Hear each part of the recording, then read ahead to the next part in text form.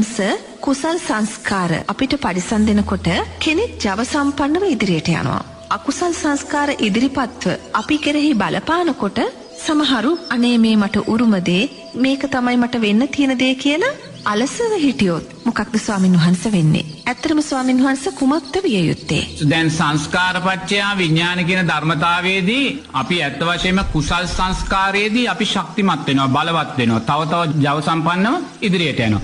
එතකොට කෙනෙක් අහන්න පුළුවන් එන අකුසල් සංස්කාරයේදී ස්වාමීන් වහන්සේ අපි පරාජිතයෙක් වශයෙන් ඉන්න ඕනද කියලා. නමුත් බුදුරජාණන් වහන්සේ කොතනකවත් සංස්කාරයන්ට අකුසලයට යට වෙන්න කියලා අපිට කියන්නේ නැහැ. තේරෙනවද? අපි මේ සංස්කාර පච්චයා විඥානං කියන ධර්මතාවය ඔබට මතක් කළේ ඇයි මෙහෙම වෙන්නේ කියන කාරණේ හඳුනා ගන්න. තේරෙනවද? ඔබ මේක හඳුනාගත්තට පස්සේ ඔබ දක්ෂ වෙන්න ඕනේ යම් දුර්වලතාවයක් තියෙනවා නම් ඒ දුර්වලතාවයේ තියෙන කෙනා කුසලයේ තුල ශක්තිමත් කරන්න. කුසලයේ තුල ශක්තිමත් කරන්න. ඒතකොට දැන් අපි කියනවා පන්ති කාමරේ ළමයි 50 දෙනාගෙන් අහද්දී එක්කෙනෙක් වෛද්‍යවරයෙක් වෙනවා, තව කෙනෙක් ඉංජිනේරුවෙක් වෙනවා, තව කෙනෙක් ගුවන් නැවියෙක් වෙනවා කියද්දී තව කෙනෙක් කියනවා නම් අනේ මට ඔය කිසිම දෙයක් වෙන්න ඕනේ නැහැ කියලා අපි දක්ෂ වෙන්න ඕනේ මෙයාගේ පිටිපස්සේ අකුසල් සංස්කාරයක් තියෙනවා කියලා දැක ගන්න. ඒතකොට කෙනෙක් ඉන්නවා යාට ඒ දරුවාට හැම වෙලාවෙම ලෙඩ වෙනවා, රෝග වෙනවා, යා කියනවා නම් අනේ අම්මේ මට බෙහෙත් එපා කියලා එයා බෙහෙත් බොන්න අකමැති නම් අම්මා තාත්තා දැනගන්න ඕනේ මෙයාගේ පිටිපස්සේ අකුසලයක් තියෙනවායි කියලා තේරුම් ගන්න. එතකොට අම්මා තාත්තා උදේට හැමදාම දරුවා පාසල් යලද්දී ඒ දරුවා සුමානිකට දවස් දෙකක් පාසල් යන්න හොර කරනවා නම් පාසල් යන්න අකමැති වෙනවා නම් අම්මා තාත්තා දැනගන්න ඕනේ මෙයාගේ පිටිපස්සේ අකුසල් සංස්කාරය තියෙනවා කියලා. එතකොට කෙනෙක් කියනවා නම් අනේ මට ජීවිතේ එපා වෙලා තියෙන්නේ මට නම් ජීවත් වෙලා වැඩක් නැහැ කියලා හිතෙනවා නම් දැනගන්න ඕනේ මෙයාගේ පිටිපස්සේ අකුසල් සංස්කාරය. මොකද මේ විඥානීය ක්‍රියාත්මක වෙන්නේ අකුසලේ විපාක දෙන්නයි කියලා. එහෙම දැනගත්ත මොහොතේ අන්න අපි කරන්න ඕනේ දරුවා වේ කෙනාව කුසලයේ තුල ශක්තිමත් කරන්න.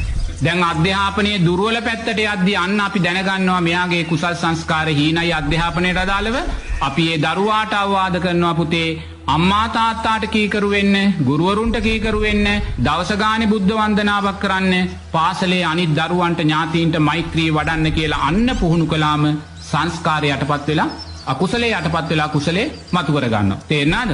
එතකොට කෙනෙක්ට නිරේතුරුව හිතෙනවා නම් මට ජීවිතේ වැඩක් නැහැ, ජීවිතේ එපා වෙලා තියෙන්නේ කියලා අන්න අපි දක්ෂ වෙන්න ඕනේ.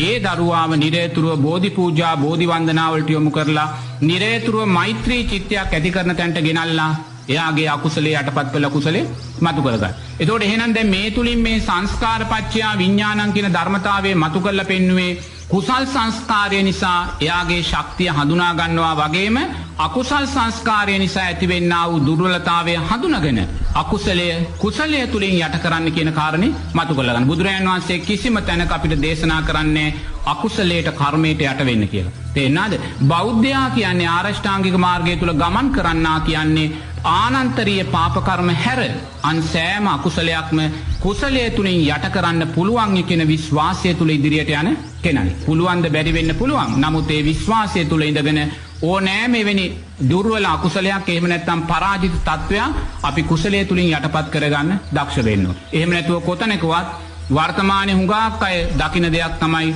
නිරේතුරුවම ප්‍රශ්නයක් ආපුවාම ගැටලුවක් ආපුවාම ඕක පෙරේතේකට නැත්නම් අමනුෂ්‍යයෙකුට නැත්නම් කොඩි විනයකට බාර දීලා තව තවත් අකුසල් කරලා යනවා. මෙතන කිසිම පෙරේතෙකුත් නැහැ, යක්ෂයෙකුත් නැහැ, කොඩි විනයෙකුත් නැහැ. මොකක්ද?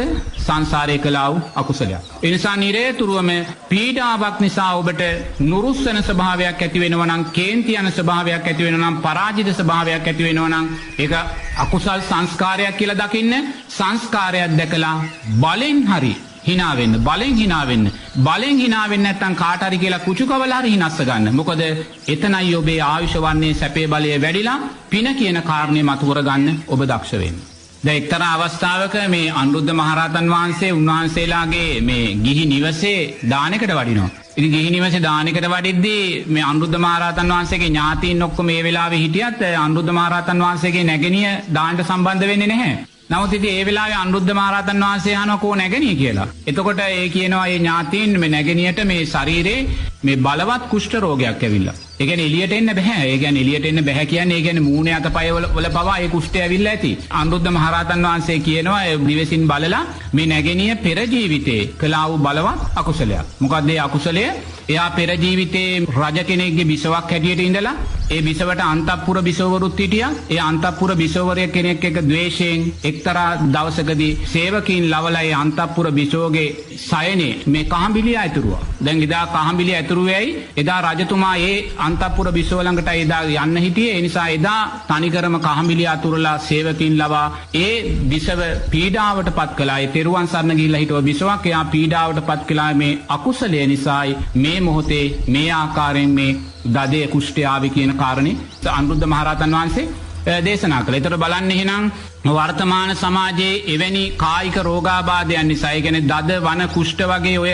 මේ තියෙනා වූ කර්ම රෝග හැටියට ඔවා ගැනින්නේ හුඟක් වෙලාවට එවැනි පීඩාවන් සිද්ධ කිරීම තුළ ඉන්නා වූ රෝගීභාවයන් සකස් වෙන අය ඖෂධ ගන්නවා වගේම නිරේතුරුවම මෛත්‍රී කියන කාරණේ ජීවිතයට එකතු කරගන්න ඕනේ. මොකද පෙර ජීවිතයක ද්වේෂයෙන් තව කෙනෙක්ට කායිකව කළා වූ යම් පීඩාවක ප්‍රතිඵලයක් නිසායි සංස්කාරපච්චයා විඥාන හැටියට මෙවැනි දේවල් ඇවිල්ලා එවැනි රෝගාබාධයන් තුලින් අපිව නිරේතුරුවම දුකට පත් වෙන්නේ. ඒ වෙලාවේ අනුරුද්ධ මහරහතන් වහන්සේ කියනවා නැගණිය ඔබේ තියෙන මුදල් වලින් ඒ කියන්නේ අනුන්ගෙන් මුදල් එක්කව කොල්ලා නෙමෙයි. අනුන්ගෙන් සල්ලි අරන් නෙමෙයි. ඔබේ තියෙන මුදල් වලින් ඔය තියෙන කනකර රත්තරන් බඩු ඔක්කොම ටික විකුණලා ඒ මුදලින් ඔබ සංඝයාට දානශාලාවක් හදලා පූජා කරන්න කියලා. අනුන්ගෙන් සල්ලි අරන් නෙමෙයි. තමා ළඟ තියෙන දෙයක් වෙද්දී සියලු දේ විකුණලා දානශාලාවක් හදලා දානශාලාව සංඝක් සතු කරලා පූජා කරන්න කියනවා. අනේ මේ දරුවා දානශාලාව හදලා රත්තරන් බඩු ටික ඔක්කොම විකුණලා දානශාලාව හදලා සාංගය කරලා පූජා කළාට පස්සේ ඇයට තිබ්බා වූ කර්ම රෝගයේ දද කුෂ්ඨය සුව වෙලා යනවා. එතකොට එහෙමනම් අපි නිරේතුරුව දකින්න ඕනේ රෝගාබාධයක් නිසා වේවා කායික පීඩාවක් නිසා වේවා මානසික පීඩාවක් නිසා වේවා අපි සතුටක් ලබන්නේ සැපයක් ලබන්නේ සංස්කාරපච්චයා විඥාන කියන ධර්මතාවය නිසාමයි.